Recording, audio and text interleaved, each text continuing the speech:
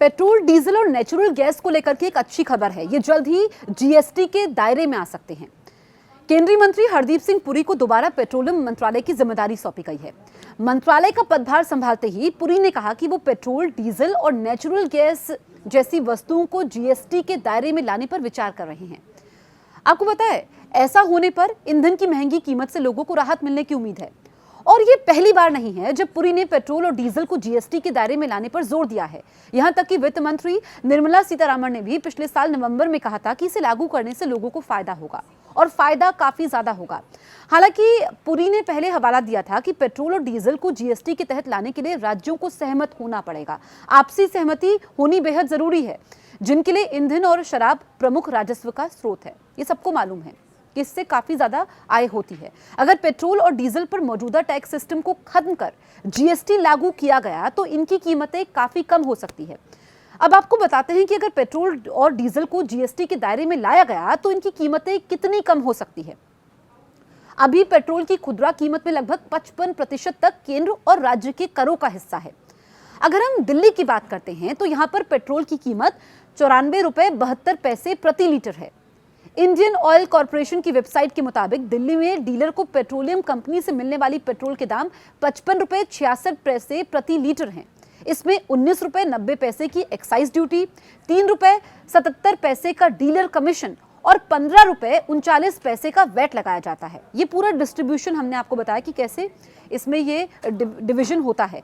इसी तरीके से ग्राहकों तक आते आते 55 रुपए 66 पैसे का पेट्रोल 94 रुपए 72 पैसे प्रति लीटर का हो जाता है। एक बार फिर से आपको बताती हूँ कि जो डिवीजन हुआ है, यानी कि जो 55 रुपए 66 पैसे प्रति लीटर का पेट्रोल होता है, जब वो आप लोगों को मिलता है, आम लोगों को मिलता है, तो वो 94 रुपए 72 पैसे प्रति लीटर हो जाता है। इसी तरीके से डीजल के दाम भी कम हो सकते हैं अगर वो जीएसटी के दायरे में आते हैं। अब अगर हम जीएसटी में करों के 4 स्लैब की बात करें, क्योंकि 4 इसमें डिवीजन में बांटा गया है। जो जीएसटी के स्लैब है इसमें है 5%, 12%, 18% और 28% में बांटा गया है। अगर 28% वाले सबसे महंगे स्लैब में ईंधन को रखा गया तब भी पेट्रोल की कीमतें मौजूदा रेट से काफी कम हो जाएंगी। अनुमान लगाए तो 55 रुपए 66 पैसे के डीलर प्राइस पर यदि 28% की दर से जीएसटी लगाया जाए तो पेट्रोल की खुदरा कीमत 72 रुपए के आसपास आ सकती है। यानी पेट्रोल की खुदरा कीमत 22 रुपए से 23 रुपए तक कम हो सकती है, जिससे आम लोगों को काफी राहत मिलेगी, कीमतें काफी कम हो जाएंगी।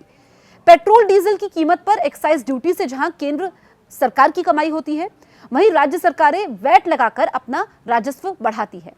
राज्यों में वैट की अलग अलग दरों की वजह से पेट्रोल डीजल की कीमतें भी राज्यों के अनुसार अलग अलग होती है, कहीं पर कम, कहीं पर ज्यादा, क्योंकि वो राज्य सरकारें वैट तय करती हैं। जहां पर वैट कम होगा वहां पर आपको पेट्रोल सस्ता मिलेगा।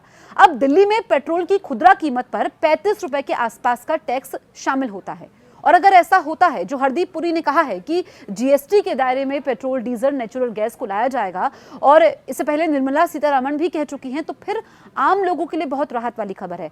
हालांकि देखना यह होगा कि यह कब तक संभव हो पाता है, क्योंकि इसमें केंद्र सरकार की सहमति तो जरूरी है, लेकिन राज्यों की सहमति भी बेहद जरूरी है। केंद्र और राज्यों के बीच में जब तालमेल होगा, जब राज्य सरकारें सहमत होंगी, उसके बाद ही ये संभव हो पाएगा। कितना समय लगता है ये देखना होगा।